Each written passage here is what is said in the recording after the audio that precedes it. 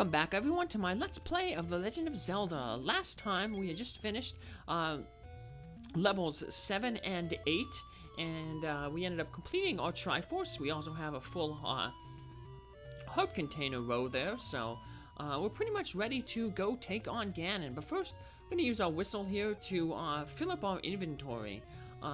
We had to use the enemy bait to get past the Hungry Goriah in level 7. And even though there ain't going to be any more Hungry Goriah traps in the rest of the game, it's always nice to have a full inventory. So I'm going to go pick up the bait. I warped to level 3 because it's the closest to the shop where we can get enemy bait real cheap. There's quite a few shops where we can get the enemy bait for 100 rupees, but we only have, you know, a little over 60, and 60 is the minimum to buy the bait at the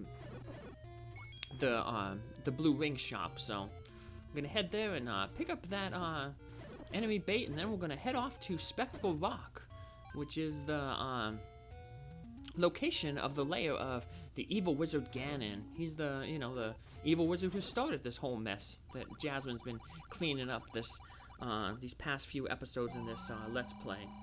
So we picked up our meat, and now we are ready to head to Spectacle Rock. So we can blow our whistle a few times. Take us to level 1. So, like I said, we were in level 3. We faced left twice, and we faced left to blow the whistle twice. That takes us back 2 levels. So, from level 3 minus 2, level 1. Level 1's pretty close to where we want to go to. It's probably the closest dungeon to level 9. Level 6 might be kind of close too, but I think overall, yeah, level 1 is probably the closest. So I'm gonna want to head to the top of Death Mountain here, to one of the few areas in the map that we haven't actually explored. So we went up here once early to just get that money man out of the way, but deal with a whole bunch of lynels. And that clock won't be good. If you use the clock to stop the P-hats, you can't damage them. They have to stop voluntarily. You can't force them to stop with the clock, so. But here we have Spectacle Rock. We have these 2 little rocks, and we want to bomb the rock on the left. Now, to the left of Spectacle Rock here, we have a medicine woman. So, if you have to go through the dungeon and use up your medicine, and you can come out here and just basically refill. So, that's nice that they have that there. So, take out these lynels here. See, the bomb's pretty good. It's like does as much damage as the magical sword, and it has a little bit of a greater range than the magical sword. So, alright, let's bomb the rock.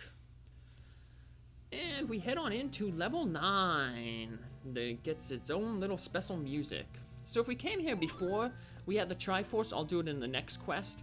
But we get there's an old man blocking the way, and he basically says, like, ones without the Triforce can't proceed, so.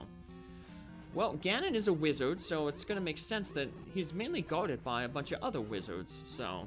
You're gonna run into a lot of wizzrobes in this dungeon. And we're also gonna encounter a few new enemies that we've never met yet, so. But then again, they haven't met Jasmine yet, and she's been conquering all the evils that have been put in her way so far, so. What a great little ratty hero, so. Jasmine was the name of a rat who was very special in the life of one of the minions on Marty Mouse House Minions, and she unfortunately passed away recently. And like all my Let's Plays, I name my heroes after dearly departed pet. So it's a way to kind of honor them and make them feel special, so. And a way to always remember them, because like these playthroughs they'll stay on the YouTube channel as long as it's available and up, so. Always a way to go back and remember, you know, past departed pets, so. Because they play an important part of our life. So, yeah, they're like our, you know, they're like our children, so, for pet owners. If you got a pet, you'd understand, so. They're like little kids, so.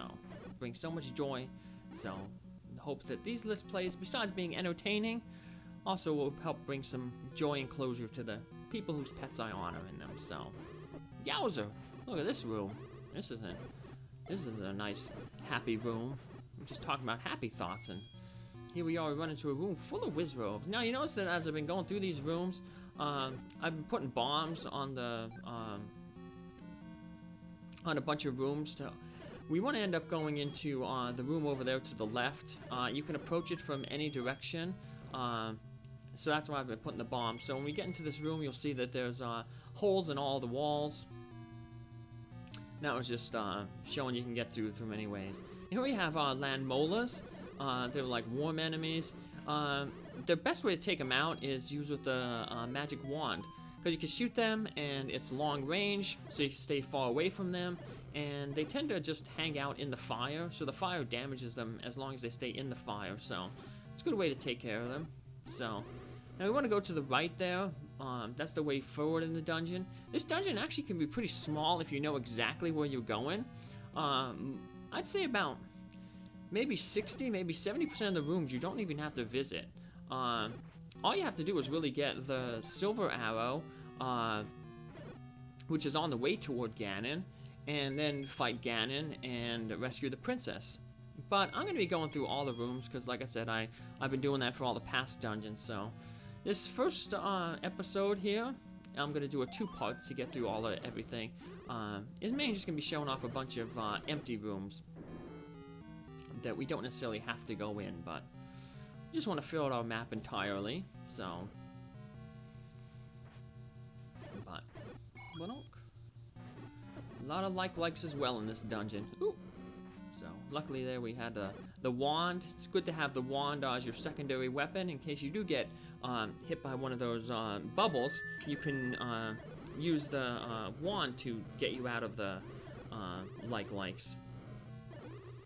That and the arrow will do the most damage out of, well, the bombs too, but bombs are kind of slow. You can mash arrows and you can mash the wand, so. The eyes of the skull have secrets, so, yeah, one of them is going to have the compass, and the other one is going to have the, where Zelda is, so. Yeah. And, this map, once we get it, you'll notice this dungeon is going to consist, it's going to be in the shape of a skull, so. Yep, in the empty eye sockets, that's where we're going to find, you know, secrets, like that guy said, so. Alrighty. So let's head on down, get some more.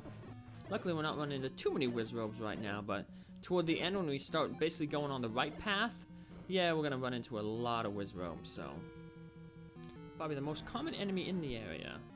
We also have this new type of mini-boss, the Patra.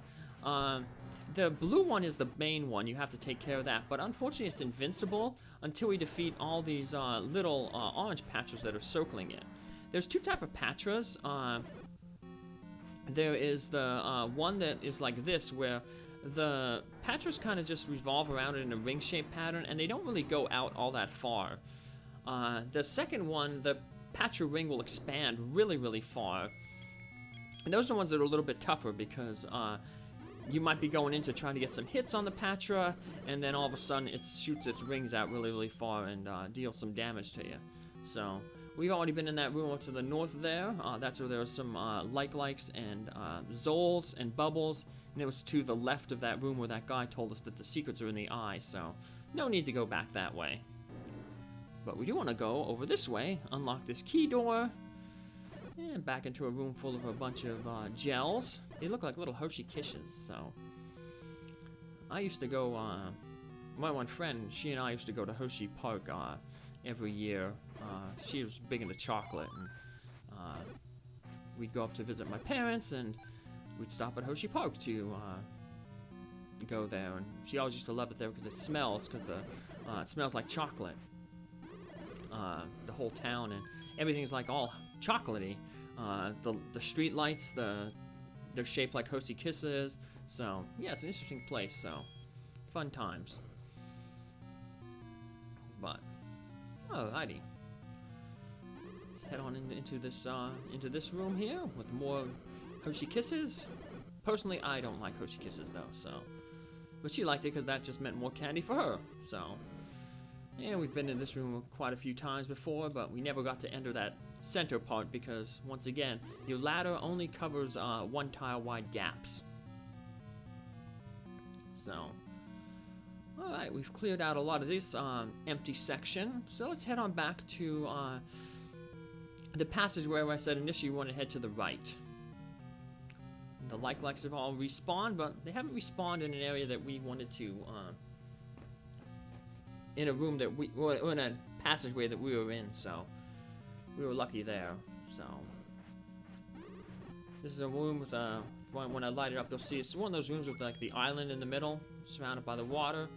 So, just want to stay away from the wizzrobes, let them come to us. So,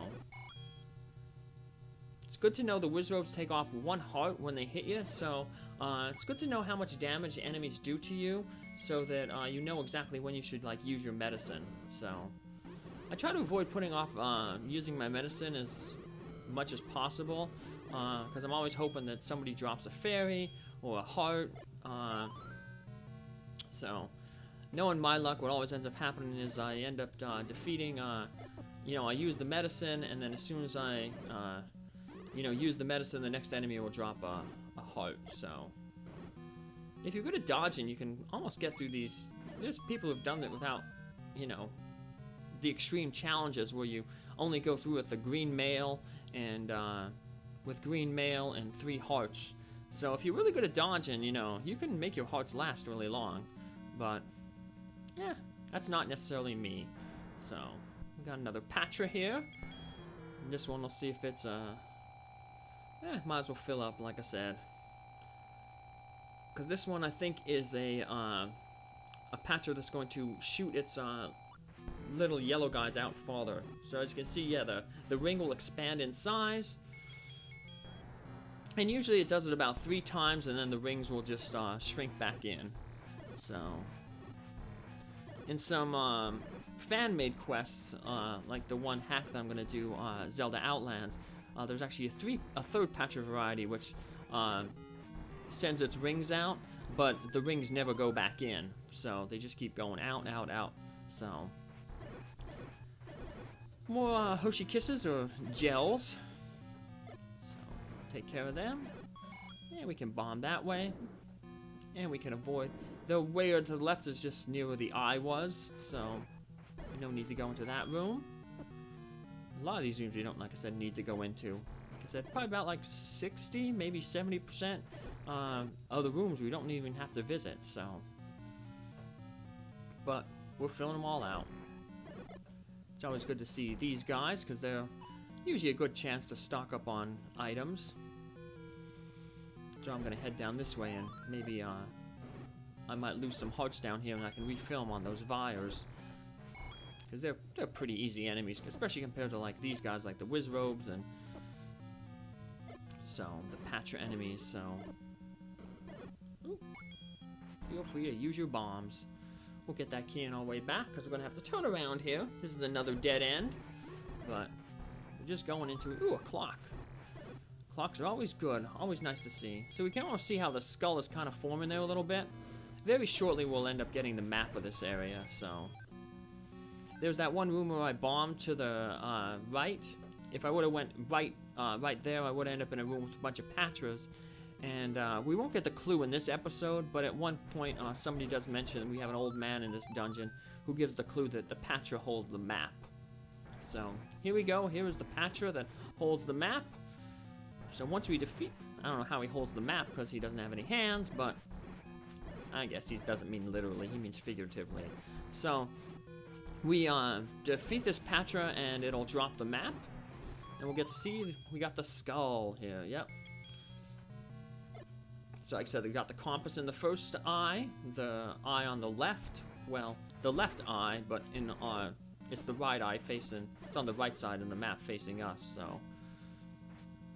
And then the other eye, you can see that's where the compass is directing us to. That's where Zelda is going to be, because remember, we already got all the Triforce pieces, so. The only thing left to collect is the princess. Although it's not necessarily like collecting, because, you know, she's a person. So, you don't really collect people. You can rescue her, though. So, boink. But speaking of collecting things, we want to head this way, a little detour, because we want to collect the red ring. Much like the blue ring, the red ring is going to double our defensive power. So now, the red ring is 4 times as strong as our regular armor, twice as strong as the blue mail. So, yep. So you can basically think of it as basically doubling your heart count. So, alright. So we're almost gonna find a good stopping point here very shortly. Just head back this way. These gel enemies always respawn, but take quite a few hits. So head up into this door here, and this is where we're gonna close out. We got this old man telling us to go to the next room. Next room? Where's that at? Over to the left. Drop a bomb, and I'll meet you in the next room next time. Take care. Bye.